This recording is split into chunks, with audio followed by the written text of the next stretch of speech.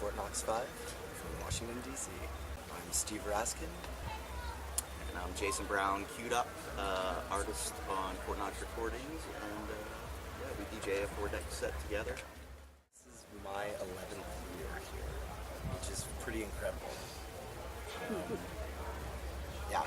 I remember, this place has changed so much, and it hasn't changed at all. And the vibe has always been the same. It just gets bigger and bigger, with more fun people and bigger music.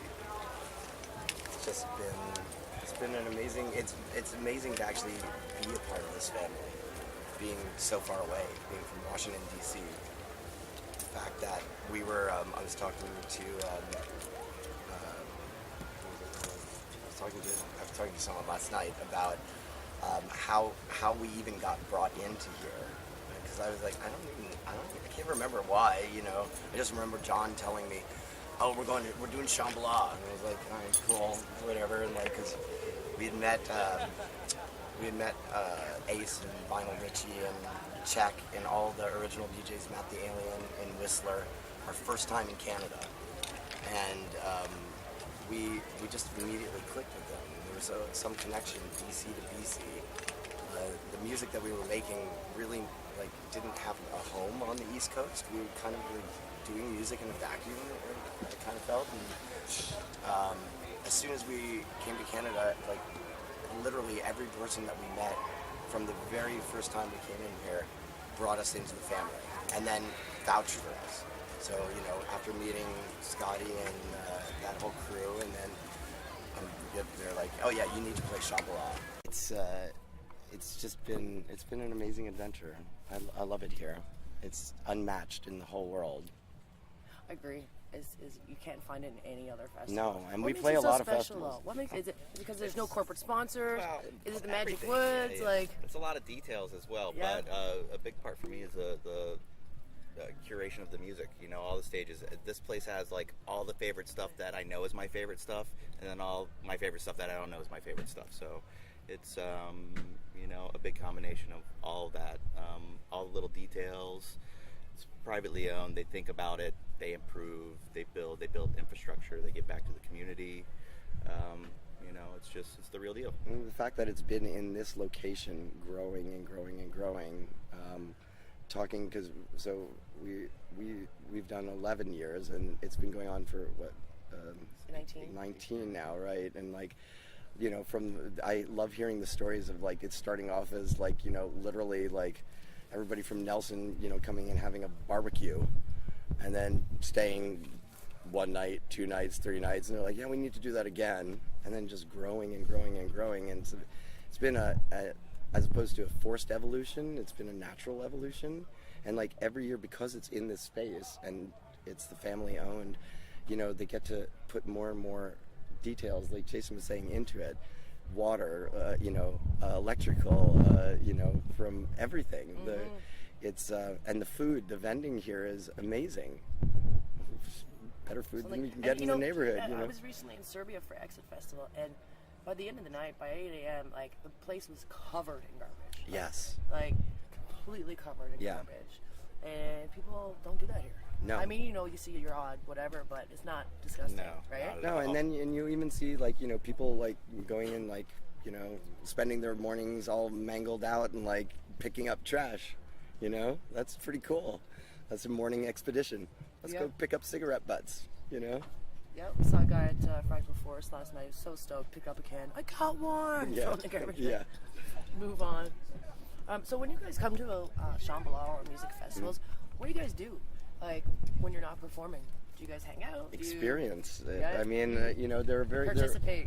Participate. I mean, there are a few festivals. I mean, we've done maybe a couple more this year than we normally have, where when you spend the entire weekend, a lot of times, you get double booked and you're playing a Friday night here and a Saturday night there. I've done that a couple times, and certainly a festival like this. I think the first time we played here, we had scheduled us leaving on Sunday morning, and we were leaving, and I turned to John. I was like, "This is terrible. Why are we leaving?" Never did that again. But yeah, it's nice to come and be a participant and a performer at the same time. Yeah.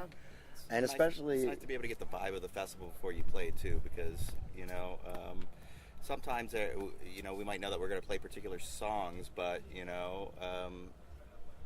when you start hearing what other people are playing and seeing what the people are into, and kind of whoever's done before you, seeing where they left you off, and it's nice to get the vibe and kind of put that into the set as well. Yeah, of course, you incorporate it, you play for your audience, right? Yeah, you tailor definitely. tailor your sets for Shambhala or for the audience.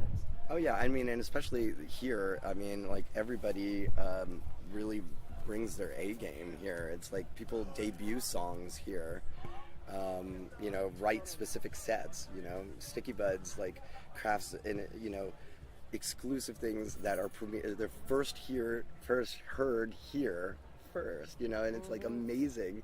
I was standing behind him and I'm like, what was that song? I need that one or whatever. It's like, so it's also pretty awesome to be fans of your friends. I mean, I love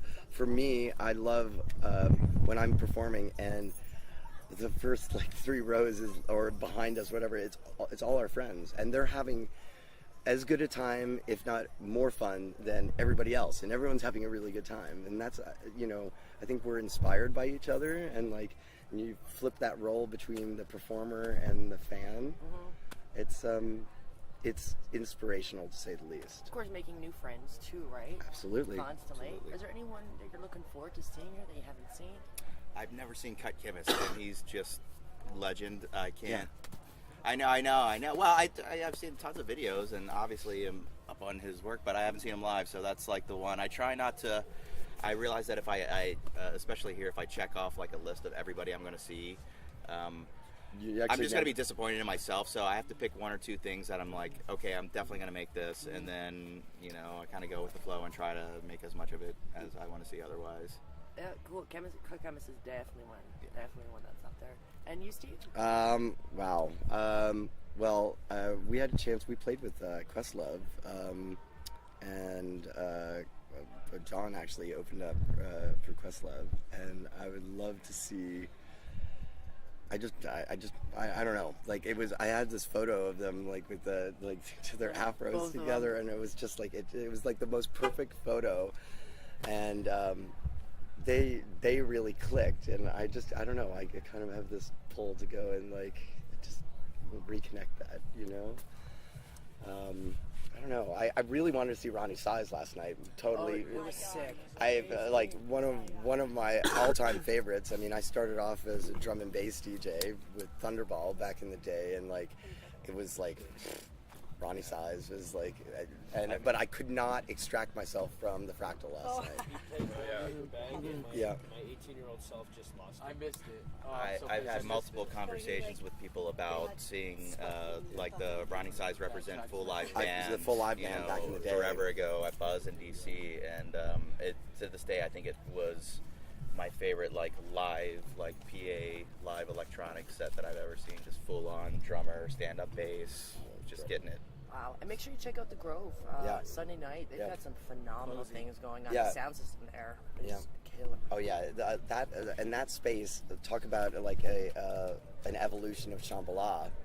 The fact Byron like really like changed over the Grove. Like, has it been 3 years now? Is this the 3rd year of the Grove? The 3rd year. Right.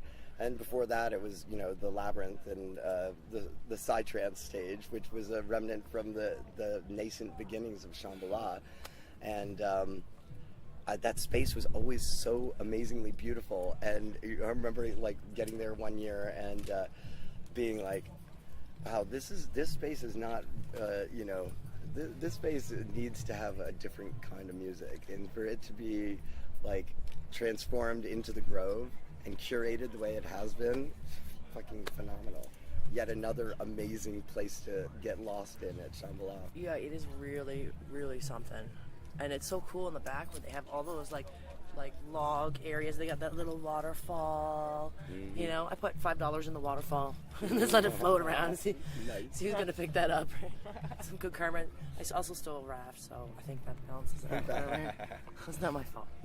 I saw your set at the amphitheater, And I mean, I've seen you guys lots before, but now when I was really listening to and paying attention to, and just the amount of music that you, and samples and like cuts that you make in like a 5-minute span. Oh yeah, we're kind I mean, of it's so ADD complex, about it's that. simple. Yeah, I mean, John and I had started doing this 4-deck set, which was an evolution of us getting annoyed about having to wait to play your records. You know, back in the day, you would take turns, and so it'd be like, you play a half hour, and then you play a half hour, and then it would be 5 records and 5 and then 3 records and 3 records, and then 1 for 1, and like, you know, because we were like sort of jonesing to get back on. I want to play a song because you're so enthusiastic about it, and then that just sort of like smashed into us just like playing on top of each other. Yeah, that's what you do. Yeah, Play on and top of each so, other. you know, and Jason, John, and I actually grew up DJing together. Yeah, we were in a DJ crew kind of before Fort Knox was a thing in the 90s. Breakbeat and, you know, So, tech house, yeah, house we stuff. all used to we kind of learned playing 3 for 3 back to back, you know, for after hours for days. Yeah. We would come back from the rave all inspired, and then just basically play 3 for 3 until Sunday, whatever we had to go home or whatever, you know, from Friday night, Saturday morning until Sunday. And that's how we learned.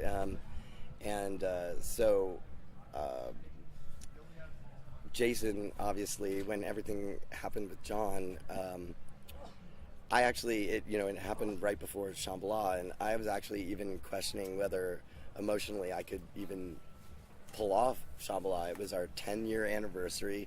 John and I had prepared like this spectacular 10th anniversary set or whatever, and it was just like everything just kind of I didn't know what I was going to be able to do, and Jason and John have been roommates for the last couple of years too, and Jason had moved back to DC, and there's absolutely nobody in the world who could be my right arm better than Jason.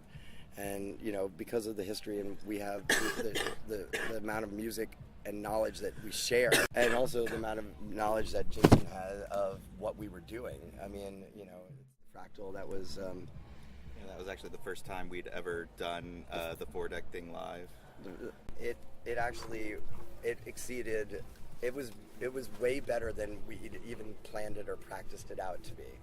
And we've been doing that all year now. We've been doing the 4-deck sets, which, you know, what we're doing is, you know, we're doing live mashup essentially. It's like a live mashup where we have instrumentals of songs and then acapellas and effects and loops, that have open parts, and adding extra flavor on top of it, doing, you know, what we would be doing in the studio to make just like a fun edit, but instead of edit that would be something we would play in one of our sets, but we're doing it live, and we're just a lot of it's improv, and we're just kind of jamming out. You're playing vinyl from back in the vinyl days.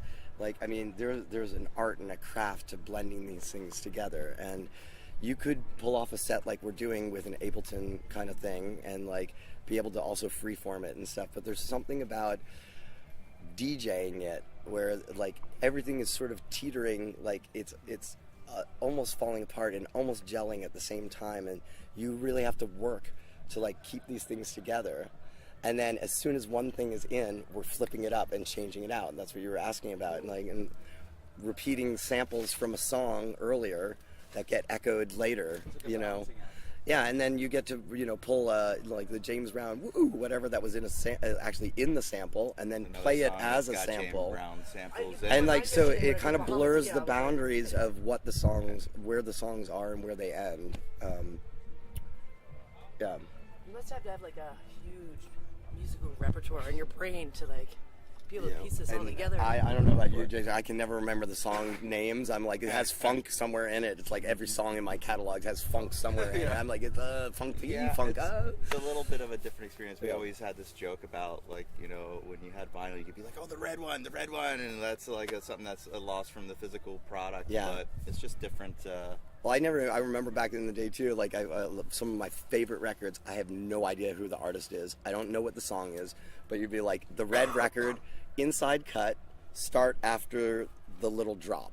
And then you'd write notes to yourself on the thing. Like, yeah, I still don't know what those songs are. They were badass. I wish I could remember what the names were, but I never actually knew the names. You just knew it by by sight, and like we'd be digging through and be like, oh yeah, that one, and that's that's a little harder to come by now, but so you have to actually plan it out, I mean, to get back to the question, I mean, we're music Sorry. junkies, Yeah. Like I've from the moment I had any money to spend, whether or not it was allowance or whatever, I'd go to and buy CDs or, once I got put on vinyl, it was vinyl, and we're junkies, so we're kind of like we're hoarders.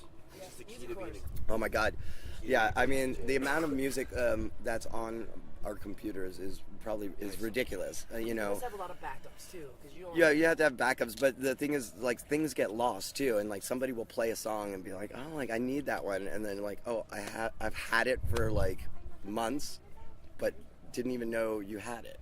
So sometimes we go music shopping on our own computer. You just like randomly type in a word and be like, oh, I don't even know what this song is. And like, that's a good one. Do you guys like maintain, like, keep your crates from after, because you play on the fly, but do you sort of keep your crates like, oh, remember that time we played that here, and Oh yeah. just go back into that? Oh yeah, no, Definitely. and well, a lot of times when we'll come up with some of the best routines are the improv ones, where it's like kind of unfolding as you're performing it, and you're like, and Jason will be like, remember that one? I'm like, yeah, I gotta remember that one, and then say it over and over. There's no notepad, so I'm like just this and this, and what was I supposed to remember? You're like, you were supposed to remember it, But yeah, those kind of moments then become part of the next set. Oh, yeah. And it's super fun for us too, because to be able to play original material all the time in your sets is hard, because like the songs are, some of the songs were written 10 years ago. They're hip-hop tempo, we're playing a faster tempo, and so what we're able to do in these kind of 4-deck sets is pull elements from original songs and sort of throw them on top of somebody else's music, and then all of a sudden it's a brand new remix of your song. Or take our music and put old school hip hop acapellas pitched up like on top of it. Totally changes the context. So there's we try to weave in as much original source material, not even necessarily original tracks. Like some of the versions of songs that we're playing, they don't exist. They only exist in the performance of it. They were done ahead of time. So it makes it fun for us to be able to play something that's kind of familiar and new at the same time. Keeps us excited. What direction do you guys see yourself going in, like musically? Are you doing any kind of exploration now? Like, and is that going to influence what the future looks like for you guys? It's been a crazy year, We've this has been a transitional year. Spent a lot of time, just trying to transition, some of the duties of that John was doing for Fort Knox and for the label, and it's been challenging and exciting at the same time, because we're out there and doing a lot of stuff and just trying to keep it alive. We're just trying to get back to writing music regularly. I didn't have a studio set up for almost 6 months. But we both got a bunch of new stuff that's kind of in. Yeah, Jason has a new single coming out. It dropped yesterday on Beatport. Nice. Time to drop at Shambhala. So you're still working as Qdup as well? Yeah. Individually, and then you guys work as a team. Yeah, well, I mean, it was kind of important to me when everything went down that Jason's been working as Qdup for a long time, and we put out the music on Fort Knox, and I didn't want him to sort of just get swept under the rug of Fort Knox 5, in that I think there's value to what I've done on my own. Well, I was gonna say it doesn't make sense for my career to be like a scab DJ for Fort Knox 5. Yeah, exactly. Don't get me wrong, filling it's John's absolutely shoes. like brilliant, and like I'm beyond honored to be associated with them. But at the same time, I've been active in the scene for a long time. Yeah, and I don't want to devalue like what I'm worth at the same time. Well, I think we're stronger together. I was gonna say we're definitely stronger together, and the idea was, because I thought about it a lot, and we needed to rebrand Fort Knox 5 with me, as John was always such a good spokesperson for Fort Knox 5. Traditionally, like I encourage John to go out and be the face of Fort Knox 5. It's so recognizable. It was art concrete. You know what I mean? He reflected what the music was in a way that other people could sort of like digest. So much so to the point that like sometimes I always joked we would get off stage and people would come up to John and be like, "Great set." And I'd be standing there being like, "Really? Nobody notices me? What do I have to do? Get the afro, mohawk, whatever?" So having said that though, the idea that just for the fans and for everybody out there, because wanted to jump right back into it and continue pushing it ahead. Didn't want to take any time off. It's like this is a legacy thing now, and the more than ever we need to push the music and the vibes and what we're doing forward. So I needed it to focus on me as the face of Fort Knox 5, and I wanted to bring Jason. If you didn't know Qdup, now you know Qdup, and you know. He's one of my most talented friends, and I couldn't do it without him. And he's going to be doing some amazing things too. So we're going to continue doing the Fort Eck thing, and we're going to be continuing doing solo things too. Something I don't usually ask people, but I wanted to this year is, did you want to say anything? Like, what do you want to talk about? Because a lot of times, like, I'll lead the interview. No, I like this is good. I mean, I like the conversation format. I do too. I mean, it's funny because people are like, people are like, what's give an anecdote or whatever, about John or whatever. And it's just there's so many. Like, it's hard to even like pinpoint, and things that maybe shouldn't be said on camera, and things that little inside kind of things. But no, I don't know. I think, is there a message or like something you want to say, or how about talk about where you see electronic music going in the future? Like, you guys are vets, like you have a lot of insight into what's going on. I am. Well, I think one thing that I think is really important is this sort of legacy of as electronic music develops. It's always important to know what's come before. What about funk? Like, do you think funk is? I mean, I interviewed Father Funk a couple weeks ago, and my son was there, and he's like, "What about Uptown Funk? What do you think about Uptown Funk?" He's like 8 now. He's asking all these fun questions to the artist, and he was like, "Well, you know what? It's probably the best funk song that's come out in a long time." Absolutely, best funk song on the radio. It was one of the He's best like, things we need on more of radio. that. We need more of that. So hopefully we see more of the funk genre because it's so fun and the thing is, free. like, And Ronson's been around forever. Yeah, that Mark guy's Ronson, been like, doing amazing collaborations and pushing like mashup, remix culture, fun dance music for years and years and years. So, yeah, I I'm mean, really excited to see it. And for people that hate on Absolutely. Bruno Mars, they're just haters. Like.